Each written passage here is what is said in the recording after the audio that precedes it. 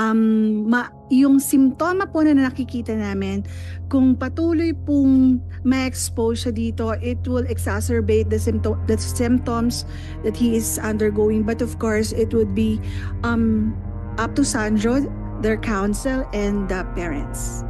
Okay, we will just leave it up to the father and the opinion of your division. Okay. Attorney Laika ba? Conales.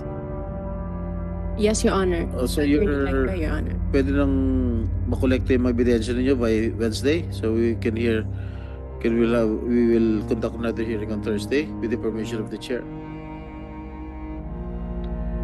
Your Honor, Mr. Chair, I hope it would be amenable with the Honorable Committee that the NBI be given time to file the